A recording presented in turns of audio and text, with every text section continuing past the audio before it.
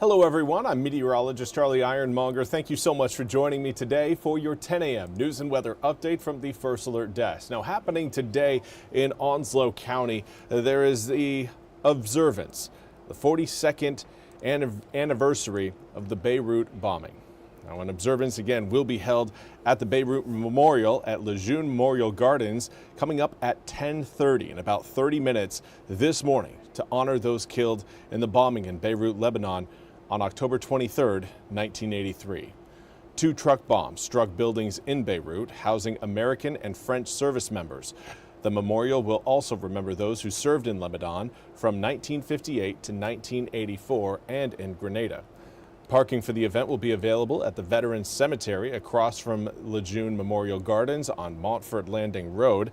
A shuttle service will also be provided by Jacksonville Transit from the New River Shopping Center on Hargett Street. Now, out of an abundance of caution, there will be a security checkpoint. Attendees are encouraged to arrive early to allow time to pass through the checkpoint ahead of the event. Now, earlier this week, students from Northwoods Park Middle School and veterans tied yellow ribbons around 273 Chinese pistache trees and the Beirut Memorial Grove to represent the 273 lost lives. 241 of those lost were from Camp Lejeune.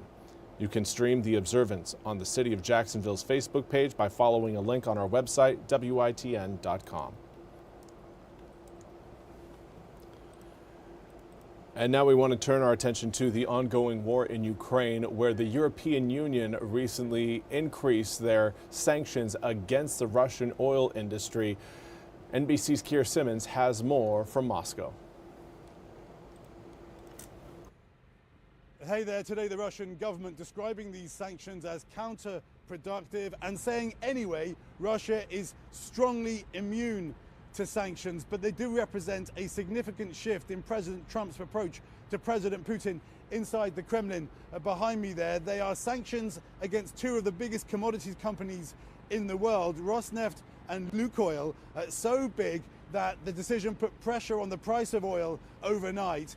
Here in Moscow, you do not get the impression that it's going to significantly shift people's attitude. President Trump in Washington saying he simply felt that the time was right, that every time he had a conversation with President Putin, it seemed to go well, but then nothing happened. He says that he would be prepared to lift the sanctions against Russia if President Putin changes his approach, but the Russian government is saying that it is still committed to the demands that it made when it first invaded Ukraine. Keir Simmons, NBC News, Moscow.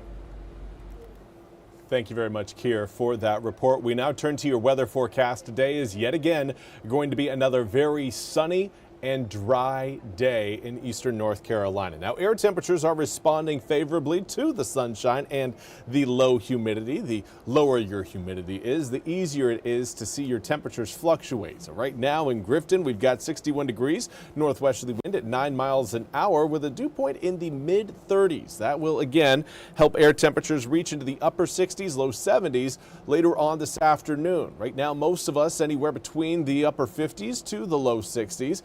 We're going to be seeing again more of a northwesterly wind today. Those winds may shift coming up later on tonight, but I'm not anticipating too much of a shift. Winds today are going to be a little bit lighter than what we had yesterday. But over the past 24 hours, we have certainly seen that humidity crash, dropping by about 10 to 20 degrees for our dew points. And that again is why the fire danger is elevated today, as it was yesterday. Not a good time to be burning anything, as the dry air and drought conditions right now are really creating a tinderbox type atmosphere in eastern North Carolina. And that area of high pressure you're seeing back over the western half of the state moving over the Carolinas, that is only going to keep us drier through the next few days. Friday, dry. Not a whole lot coming down as far as rain showers go anywhere across the southeast United States. Not just a Carolinas type forecast. No, the entire southeast United States is going to be dry at least until we get into Saturday. At that point, we're going to be tracking our next low pressure system that will be with us by the time we get to Sunday night, more so Monday morning.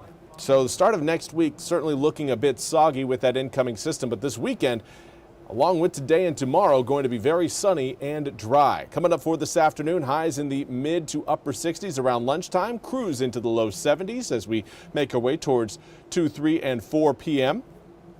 Do note the west-northwesterly wind should come in at about 6 to 12 miles an hour today, but it will be going calm later on tonight, and that will encourage air temperatures yet again to drop down into the low 40s. Some inland areas may be dealing with the upper 30s by tomorrow morning, but sunshine and clear skies remain the consistent factor from day to day this week. Tomorrow afternoon, Friday afternoon, mid to upper 60s, a little bit cooler than what we've experienced so far today.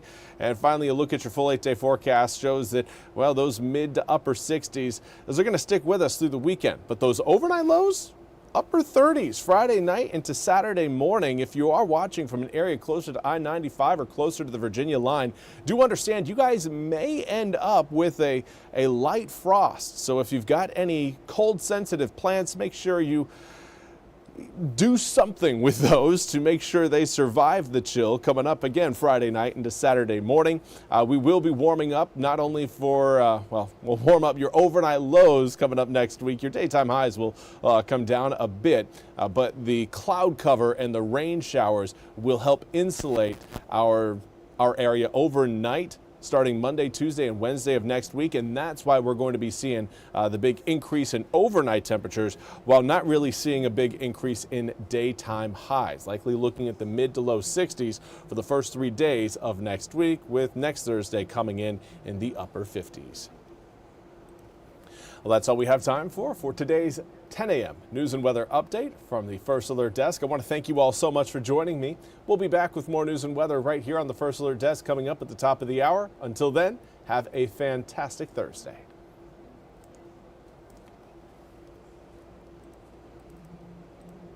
This hour of the WITN First Alert Desk is sponsored by ENC Pirate Realty.